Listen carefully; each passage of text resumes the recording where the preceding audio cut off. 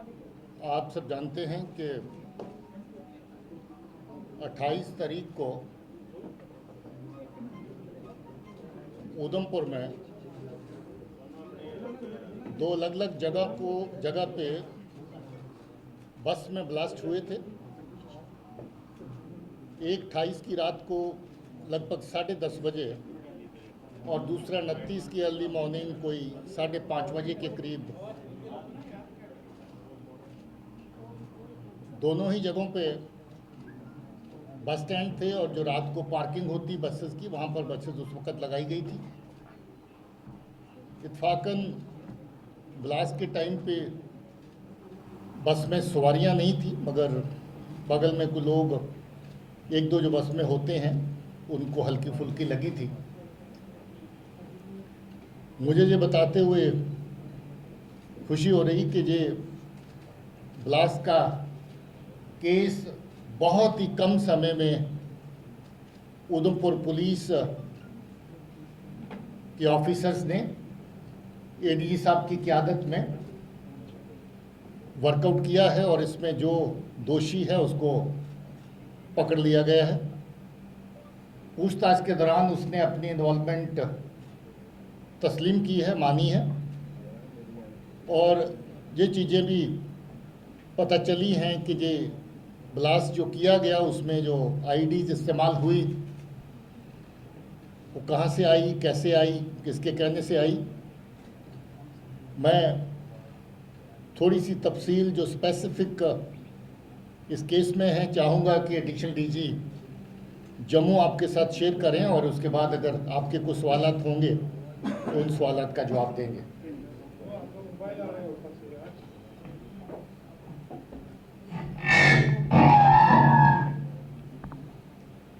6 महीने से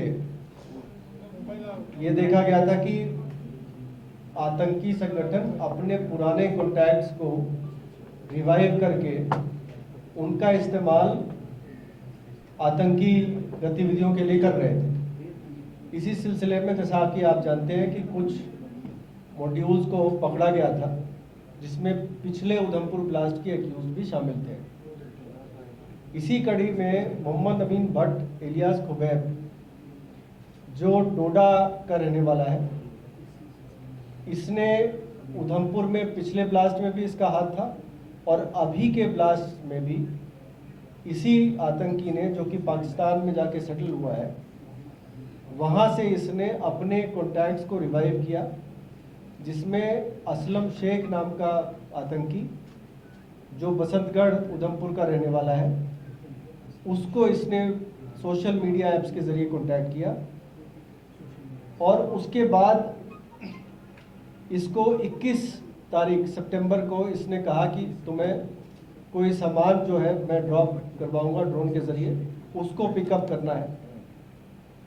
24 तारीख को 23 और 24 की दरमियानी रात को असलम शेख दयालचक के एरिया में आके खुबैब के कहने पे उसके बताए गए लोकेशन पे जाके आईडीज़ की कंसाइनमेंट पिक करता है, जिसमें 3 स्टिकी बॉम्ब्स और 4 दूसरे किस्म के नए किस्म के आईडीज़ उन्होंने भेजे थे। ये वो रिसीव करता है और अपने घर ले जाता है। 27 तारीख को इसको खुबैब का आदेश आता है कि आपने एक हाई प्रोफाइल मिनिस्टर की विजिट है, उसके पहले आपने किसी सूटेबल लोकेशन पे आईडीज़ फिक्स कर देना है। तो असलम शेख अपने घर से निकलता है, बसंतगढ़ से रामनगर की तरफ आता है और उसी बस में रामनगर में उतरने के बाद वहाँ के नज़दीक के बाथरूम में जाके 2 आईडीज़ को एक्टिवेट करता है। एक आईडी जिस बस में वो आया था, रामनगर में उतरा था, उस बस में लगाता है पीछे की तरफ, और दूसरा रामनगर के से जो उधमपुर गाड़ी आ रही थी उसमें लगाता है। 2 आईडीज़ ये लगाता है। इस पे तफसील से इंस्ट्रक्शंस पास किए गए थे खुबैब के द्वारा, जिसमें उसको बताया गया था आईडी को असेंबल कैसे करना है, एक्टिवेट कैसे करना है। 6 किस्म के टाइमर्स उसको बताए गए थे कि 3.5 मिनट से लेकर 14 घंटे की टाइमर उसको जो स्विच अवेलेबल था उस पर 4-5 किस्म के वो ऑन ऑफ स्विच थे, उसकी परम्यूटेशन एंड कॉम्बिनेशन के ज़रिए ये अलग अलग किस्म की टाइमर्स को एक्टिवेट कर सकता था। तो इसने दोनों गाड़ियों में, एक गाड़ी में 7 घंटे की टाइमर और एक गाड़ी में 14 घंटे की टाइमर लगाई और उसको वहाँ रखने के बाद ये वापस बसंतगढ़ चला गया। उधमपुर पुलिस ने अपनी पूरी टीम के साथ मेहनत करके 4-5 संदिग्ध लोगों को पहले पूछताछ के लिए बुलाया था, जिनमें एक ये भी शामिल था, और इसकी पूछताछ पे इसने अपने सारे जो कारनामे किए हैं उसका खुलासा किया। इसकी शिनाख्त पे 5 जो बची हुई आईडीज़ थी वो बरामद कर ली गई, जिसमें 3 स्टिकी बॉम्ब है, 2 और उसी किस्म के आईडीज़ थे जो कि वहाँ पे उधमपुर में लगाए गए थे। इन सब को यहाँ डिस्प्ले पे रखा गया है और आप इनको देख सकते हैं। साथ ही साथ इसी मॉड्यूल से एक और जैश का मॉड्यूल जुड़ा हुआ था जो कठुआ बेस था, जिसमें जाकिर हुसैन नाम का शख्स, उसको गिरफ्तार किया है, मल्हार का रहने वाला है, और उसको फरीद नाम के आतंकी, जो पाकिस्तानी आतंकी था, 10-12 साल जेल काट के वापस पाकिस्तान गया था, वहाँ से इसने इसको एक्टिवेट किया था। उसकी गिरफ्तारी के बाद भी उसकी शिनाख्त पे एक स्टिकी बॉम्ब बरामद किया गया है। तो 2 जो मॉड्यूल्स थे, एक जैश का और एक लश्कर का, ये इस ऑपरेशन के ज़रिए इनको काबू कर लिया गया है और अब इस पे जैसे जैसे तफ्तीश चलेगी आगे की कार्रवाई की जाएगी। ये बेहद शर्मनाक बात है कि जो पाक नवाज फोर्सेस हैं, एजेंसीज हैं, वो जम्मू के अमन के माहौल को ख़राब करने के लिए और ख़ास तौर पे जब जब जहाँ पर कोई हाई लेवल विजिट हुआ तो इस तरह की नापाक हरकतें और साजिशें की।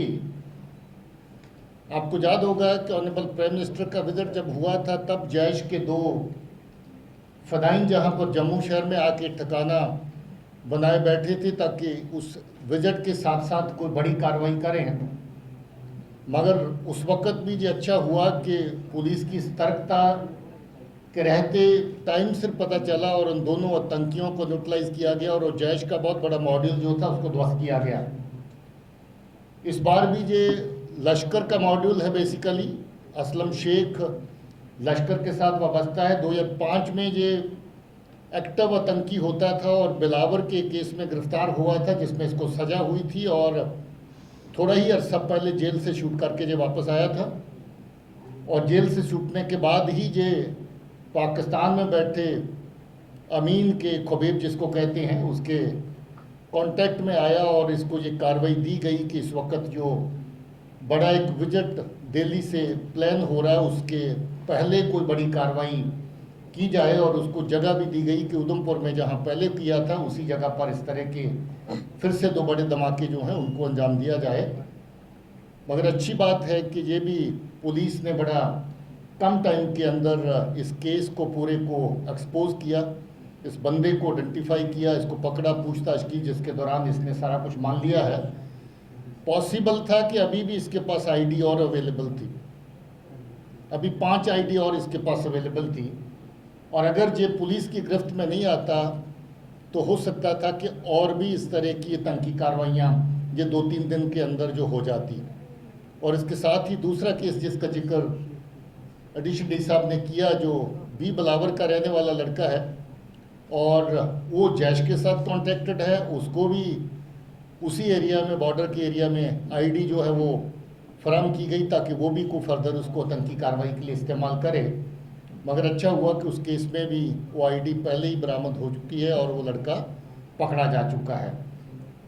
इस तरह की साजिशें जो नॉन स्टेट एक्टर्स जिनको कह कर के लश्कर या जैश के मॉड्यूल्स के थ्रू जम्मू के आसपास के एरिया में, जम्मू, उधमपुर, कटरा, राजौरी, पुंछ, जो पिछले जितने भी इंसिडेंट हुए, आप सबको पता है कि लगभग तमाम इंसिडेंट्स को पूरी तरह वर्कआउट कर लिया गया है। पहले भी जो तालिब हुसैन का जो मॉड्यूल था, एक वो बड़ा मतलब समझ लीजिए कि पूरी लेंथ एंड ब्रेड्थ जो आपकी जम्मू प्रोविंस की बनती है, रामबन तक, राजौरी, पुंछ की, उधमपुर की, सब जगह पे उसकी इन्वॉल्वमेंट थी।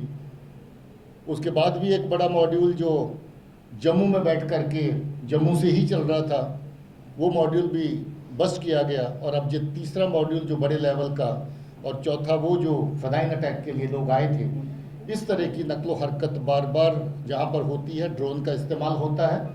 और ड्रोन के ज़रिए से आईडी, रेडीमेड आईडी और वेपन जहाँ पर भेजे जाते हैं ताकि आतंकी कार्रवाइयाँ जम्मू के खित्ते में उनको एक्टिवेट किया जा सके। और इसके साथ ही कुछ सामान जहाँ से कश्मीर की घाटी में भी पहुँचाया जाता ताकि वहाँ के आतंकी जो वहाँ पर जो दहशतगर्द एक्टिव है उनको सामान पहुँच सके। सो ये वाक़या में शर्मनाक वाक़ा है और इस तरह के वाक़ात के ऊपर पुलिस ने बड़ा जल्द काम किया है। मैं अपनी पुलिस की टीम को मुबारकबाद देना चाहता हूँ। इसमें एडीजी साहब, इनके साथ डीआईजी, एसएसपी और नीचे जो टीम खासतौर पे एसडीपीओ जो इलाके के हैं, उनकी टीम ने बहुत अच्छे से तफ्तीश करी और इस केस को पूरे को निकाला है। डीजी साहब, आज पुलवामा में भी एक आतंकी हमला हुआ है। देखिए, पिछले एक हफ्ते से हम लोग लगभग 4 कामयाब ऑपरेशन कश्मीर घाटी के अंदर कर चुके हैं। उसमें जैश के लश्कर के दहशतगर्द जो हैं उनको एलिमिनेट किया गया है। ये जो अभी आज की घटना हुई, इसमें उस वक्त हमारे डीएसपी हेडक्वार्टर एक नाका की इंस्पेक्शन के लिए, एक जो सीआरपी और पुलिस का नाका था वहाँ पर पहुँचे थे और किसी गली की तरफ से उस वक्त फायर आया जिसमें जावेद अहमद डार नाम के एसपीओ हमारे जो हैं वो शहीद हुए। हम लोग पहचान लगभग कर चुके हैं, उसमें पता चल चुका है कि क्या है, अभी शेयर करेंगे, मगर उसके लिए ऑपरेशन जारी है और मुझे उम्मीद है कि जल्द ही इसको भी ख़त्म करेंगे। हाँ, ये भी हो सकता है कि इसका ताल्लुक भी वीआईपी विजिट को लेकर के ही हो, क्योंकि इस तरह की करतूतें जैसे मैंने पहले कहा कि वो करते हैं जब भी ऐसा विजिट होता है, पॉसिबिलिटी है कि उसके साथ जोड़ करके इस इंसिडेंट को देखा जाए। So can we say that DG, this Home Minister visit was on terror radar, and what is terrorists trying to achieve by carrying out these attacks? देखिए, what I feel is we all know that there's a very, very drastic change in the overall security situation in the duty. That is borne out by the facts and figures. That is nobody's claim that it has happened on its own. A very large number of successful operations have been conducted. While carrying out CT ops, we have tried to keep our people safe, their property safe. People are with us. By and large, people are with us.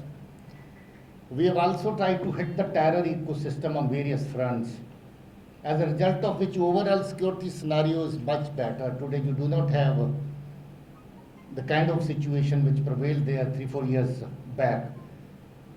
So therefore, to show that the VIP visits or any such activity which sends a positive signal to the people, positive message to the people, the terrorists and their handlers across would like to show that all is not well. We know that there are still some terrorists left.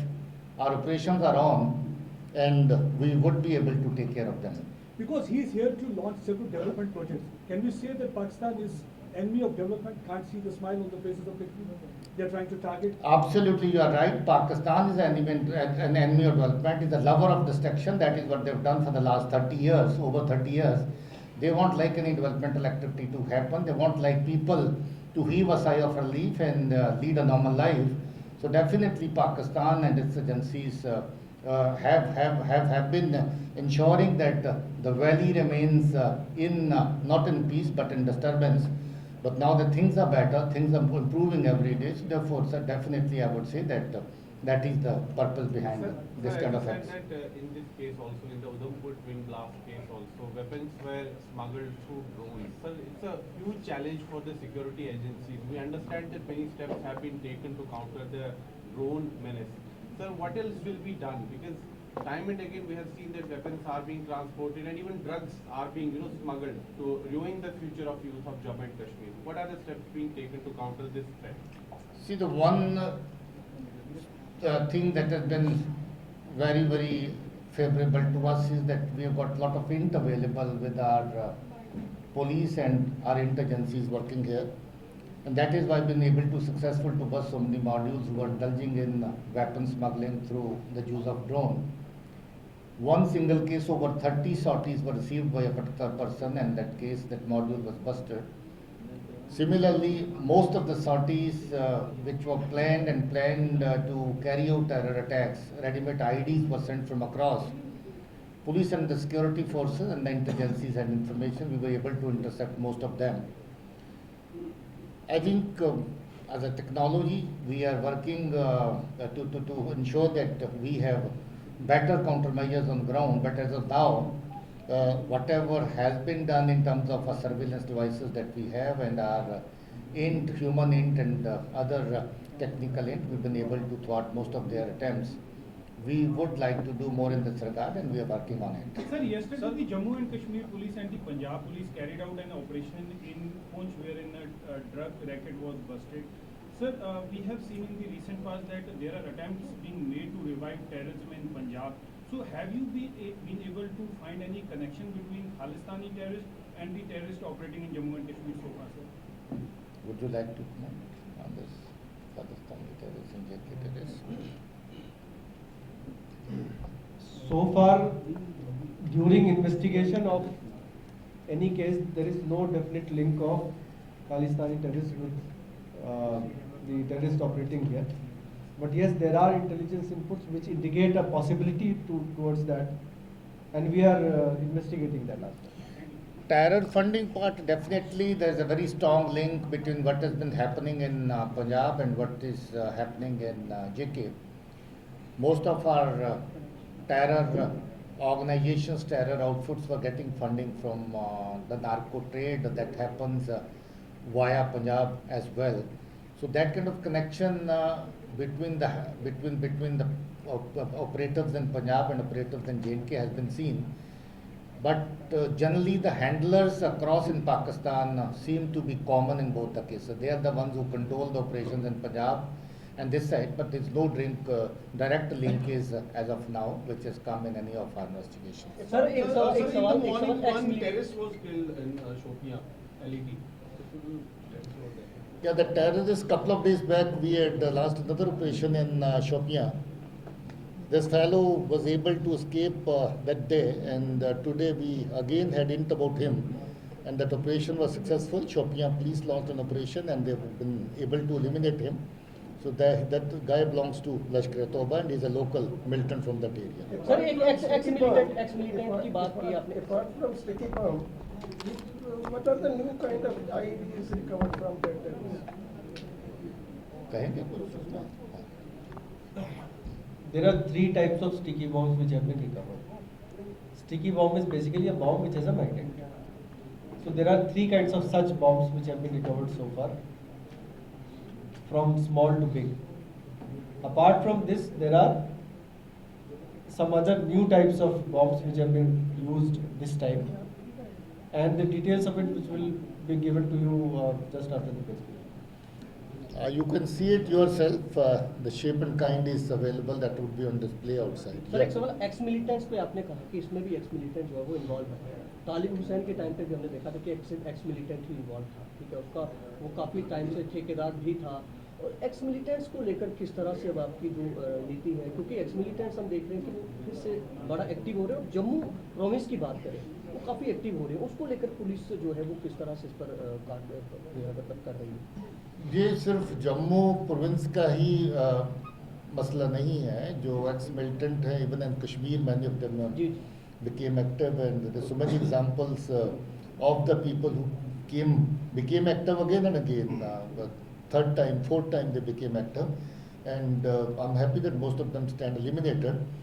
Jammu side, Kashmir side, both we are keeping an eye over such elements who were earlier into militancy and they are now released from jails after their conviction is over.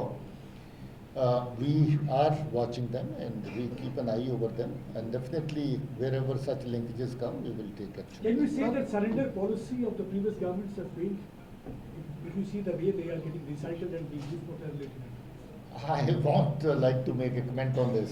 Sir sticky bomb आप अभी भी मानते हैं कि sticky bomb एक बहुत बड़ा खतरा है, और उससे निपटने के लिए पुलिस क्या कर रही है? और दूसरा, क्या अभी ये जो स्टिकी बॉम्ब आ रहे हैं, क्या पाकिस्तान की साइड से ही मेजोरिटी जो है वो यहाँ पर आ रहे हैं? Most of the sticky bomb supplies have come on behalf of or through Lashkar-e-Toba. most of the incidents, terror incidents by use of these sticky bombs and all, which have taken place both in Jammu, Kashmir said also one incident in Kulgam had taken place, have again been claimed by and caused by Lashkar-e-Toba, and you know Lashkar-e-Toba is in any way being controlled by our agencies sitting in Pakistan. So therefore, sticky bomb is basically associated with one particular organization, and Jaish also up and down, sometimes their involvement in some cases also has been seen. Sticky bomb is definitely a serious threat because it's a ready to use kind of thing. You don't have to do much. It's very easy to handle. Even a very normal person who's been given directions from across, even on cell phone, would be able to make use of it. Even in this case, I was seeing a video wherein DIG Udhampur was interrogating this Aslam Sheikh, and he was telling how to assemble it. And it appeared as if that guy is absolutely perfect in assembling it, using it, and doing whatever way you want to adjust the timer here and there, whatever way you wish to use it. So it is a threat, but good part is that we, in most of the cases, get advance information, advance hint. And even if there is no hint, our police sources and our databases do help us to lay our hands on the right people. Sir वजह क्या मानते हैं आप? लगातार अगर जम्मू संभाग की बात करें, पीछे कुछ समय से आपने मॉड्यूल्स बस्ट किए हैं, सब मॉड्यूल्स में जो है पुराने आतंकी OGWs का नाम सामने आ रहा है. क्या वजह है पाकिस्तान अब इन OGWs पे या जो पहले आतंकी रह चुके हैं इन पे ज़्यादा भरोसा करता है? उसकी वजह यही है कि one would be sure, the handler would be sure that there is some linkage between the person sitting in Pakistan. After all, a person sitting in Pakistan was once upon a time a terrorist and operating in Kashmir. Most of them have been operating in Jammu and Kashmir. They have old association with most of these people who are now in the jails. And one way or the other, they try to get in touch. They try to get in touch with, and they establish communication with them. In this particular case also, same has happened. So therefore, they know them. They have certain amount of faith in them. They get in touch with them. They give them some task. And when they feel that that guy is able to perform the task, they certainly would give him second, third, or whatever, till whatever time he could perform their assigned tasks and all.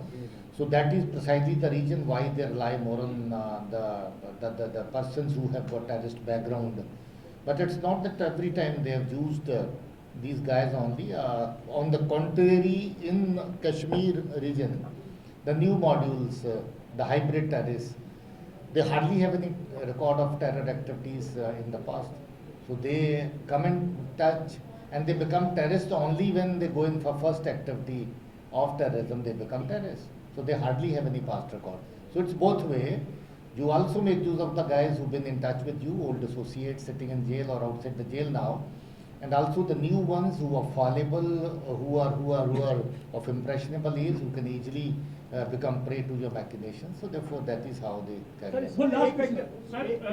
Sir पिछले कुछ terrorist incident देखे हैं, कुछ ladies की भी involvement हुई पाई गई. हाल ही में पुंछ में भी मामला सामने आया 1-2 दिन पहले. तो ये कितना चैलेंजिंग मामला है? लेडीज की इन्वॉल्वमेंट नार्को ट्रेड में तो काफ़ी केसेस में कॉमन है, क्योंकि it becomes easier to take cover if you got a lady traveling with you in a vehicle. Militancy में बहुत ज़्यादा इन्वॉल्वमेंट लेडीज़ की नहीं है, और जहाँ जहाँ भी इन्वॉल्वमेंट आई है, we do not make any distinction whether it's a lady और a man. So therefore, the law is equal for both of them, but it's not a very serious threat that many ladies are involved in terror crime. One last question, sir. As you said, by carrying out these attacks, they were trying to make their presence felt, and they were trying to convey a message: all is not well. As a police chief, what will be your message to the Pakistan and Pak proxies that in such cases? I would say that death in destruction has not done good to anybody, least to the Kashmiris and the persons who've been one way or the other fallen prey to Pak machinations and the agencies motivating people and young minds, recruiting them into terror ranks. So therefore, I would say this is high time that one should mend his own house. There is so much happening in the neighborhood also. So therefore, better would be to take care of the issues and the problems that you have in your house, rather than disturbing somebody else's house. Drone से बार-बार weapon गिराए जा रहे हैं sir, body scanner कितना important है Jammu Srinagar highway पर क्यों डिले हो रहा है बार-बार इस पर? देखिए, ड्रोन जो होती है वो सड़क से नहीं आती है, वो हवा से आती है। आते हैं हाईवे पे, क्या उसकी बात कर? देखिए, फुल बॉडी स्कैनर एक अलग टॉपिक है। The kind of load and the transportation that we have, ये कहना कि फुल बॉडी स्कैनर ही पनेशिया है और उसी से हर चीज़ हल हो जाएगी। The amount of load on the traffic load on the highway is huge. So even if you have one, maybe that it may not be 100% effective with regard to detection of weapons and all. But there's a committee which is working on that. So therefore, committee has its own findings. I won't be able to comment on that as of now. Sir, you said that Mohammed Amin Bhatt was trying to revive his contacts there in various parts of Jammu region. So do we have any specific number that how many such old terrorists, ex-terrorists have been activated again? Because there were regions in Jammu region which were once terror affected, which have become terror free now. So how serious is this? See, I would say that most of our areas are still terror free. There is no terror presence in most of our districts.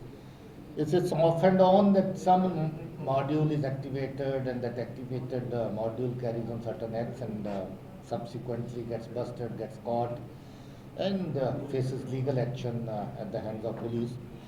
So I would say they are trying to have some presence of terror activities in the Jammu region, but police and security forces are active. They are taking required precautions and required actions at their end. Okay.